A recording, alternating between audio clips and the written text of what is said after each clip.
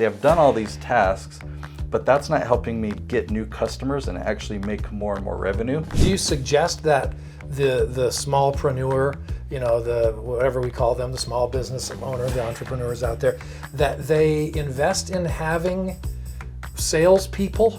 But guess what? If you don't have buyers, then you didn't waste all that time and energy. If you can't sell it, then...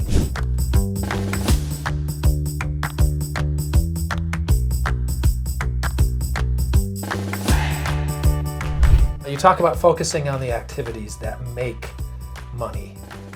Is that just in your business, or is that something that's useful to everyone? Let me just talk about my business, because I can be with my clients, I can provide them the coaching, I can be behind the camera, I can do the editing. See, I've done all these tasks, but that's not helping me get new customers and actually make more and more revenue. So it's a hard thing to do, but a lot of times we want to focus on making our website more pretty, or we want to focus on this Facebook ad campaign when we're afraid to get on the phone and just have conversations.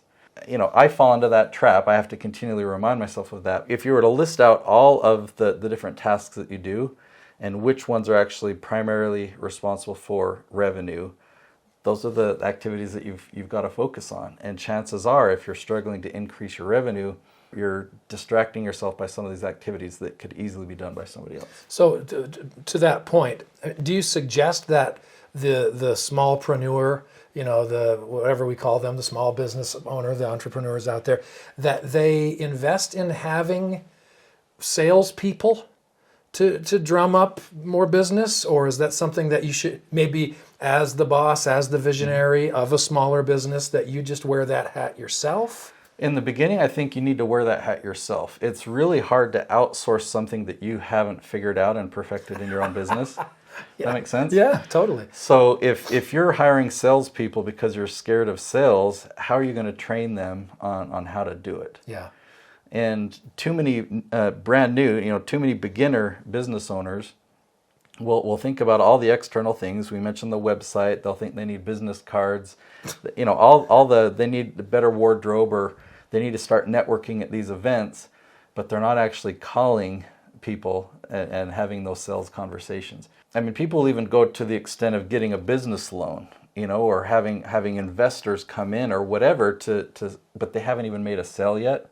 Yeah. To me, that just boggles my mind. I know some people are successful that way, but not that I've seen. Yeah. It makes sense. It's like saying, well, I've started a business. What do I need? I need a plaque with my name on it. I need an office. Mm-hmm. I need all the things that will make me successful. And then eventually I'll get around to coming up with a business plan and a product or service. It's go to work. Yeah. Yeah. And so anyone that's watching this might think, well, I've got a plan. But like, if you look at the spectrum, the example that you shared, sales on one end of the spectrum, what is the opposite end of the spectrum? What does bootstrapping look like? Because you could come up with a concept of it, not even have a product ready, and go out and sell it and let people know this is in concept. Would you buy this? Or if you know that you can deliver it in 2 weeks, say, yeah, I'm selling it now, you'll have it delivered in 2 weeks. And so you can go out and start making sales and generating revenue even before you have your product. Particularly now with social and media. Services you deliver after you sell anyway. Yeah. Put together that event, or put together that training, put together that course, the idea, the outline, sell it, and if you have buyers. But guess what? If you don't have buyers, then you didn't waste all that time and energy. If you can't sell it, then don't do it. So when we're talking about creating a system or figuring it out first, mm-hmm. The best book that I learned how to do this from is The E-Myth Revisited, Michael Gerber. E stands for entrepreneur. An amazing book that really helps you kind of see things from a system, like a franchise. If you think of a business as a franchise, they've got everything set up. McDonald's, how they're supposed to flip the burgers. Sure. Where the register sits, the uniform. I mean, it's all laid out. And the more that you can actually create systems like that, and then you can hire people to run the system. So that's what we're talking about, is really focus on creating those systems. So your job as the business owner is to create and to innovate. So if you can put your energy into that, you're the one that came up with these ideas, and keep doing that, because that's the most valuable thing that you can do. So create, innovate, create those systems, even get help creating the systems, and then hire people to run those systems. Yeah, you as the small business owner, you want to be the Ray Kroc or whatever. You know, you're the one who starts the McDonald's. You're not a franchisee. You're your own business, and others can be franchisees or whatever once you have those systems in place. Yeah, you got to use your own brain. Yeah. So you may never get to a point where you want to franchise or anything like that, but the concept is really the same. Yeah. Of systematizing it so you can step away and look at the business and find out where its strengths are, where its weaknesses are, and how you can innovate and improve more. Now, I've got a gift for you. Okay, I wrote a book.